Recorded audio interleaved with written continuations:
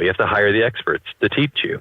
And so we went down that path, and many tens of thousands of dollars later of educating ourselves, that's really what it took. It really took that for us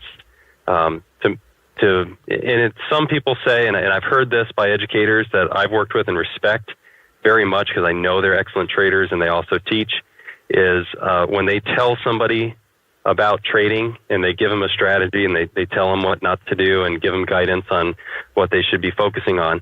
If they give that away for free, the person never follows through. And they could charge $1,000 for the same conversation, and the person that pays $1,000 is going to pay attention. They're going to take notes, and they're going to hold themselves accountable for a period of time because they put money on the line that they're going to take that knowledge and apply it.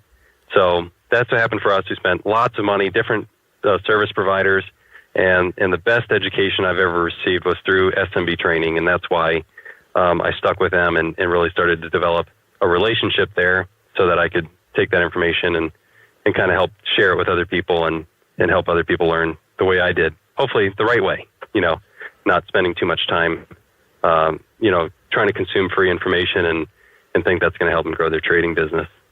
Yeah, sure. I mean, I have actually heard that in the past, that when you do pay for something, you do tend to, in most cases, pay more attention to it and actually benefit from it more so. I mean, that's probably like a, marketer's favorite phrase as well, but it does actually, it genuinely holds weight in most cases. So that's a good point that you brought up.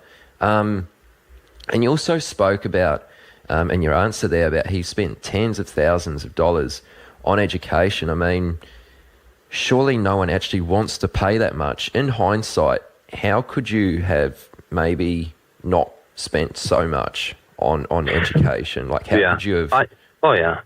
I'd say, I could probably go through and pick out 20,000 of that we could have skipped, in hindsight.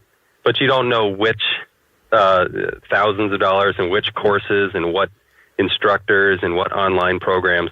In hindsight, we know that some of those, it probably gave us more of the tools and taught us about the market in a way, and by having the cost involved, we really had to absorb it, and that helped us probably at some level. But the parts that mattered, it's probably $3,000 or $4,000 worth of education after knowing the basics that really gave the tools that hard and fast, here's your training wheels. Just follow these guidelines, do exactly these steps from day to day. And, most people's personality, most traders' personalities aren't going to be able to live, following a very specific set of rules from day to day. But by starting that way, by doing it that way and letting a system work, you can realize that it's not about your intuition in the market. It really is about strategy. It's really about doing things that make sense, doing things that work. And it's not about your ability to predict.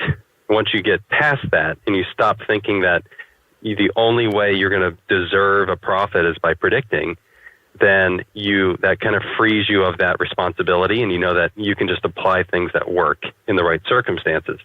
So that's probably, tens of thousands is not I'm not going to say that's what it takes. That's not true at all. But I think it does take a few $1,000s of education to at least accelerate your process. Take somebody else's 10 years of experience and pain of developing how it works and let them teach you in a few hours. Let them show you or let them mentor you over a couple of months and just shortcut all of the trial and error and get to what works. Generate profits from it and then go from there and start developing your own ideas. But just trial and error alone that's how it becomes, you're going to be going against the odds for your success. Because most people aren't willing to pay for somebody to help them. Most people think you have to predict what the market's going to do to have a profit, and that's just simply not the case. Sure. Okay, so even for you in the sort of the first few years of your journey, if you had to put it down to maybe one or two things, what would you say were the biggest challenges that you had to push through when you were coming up?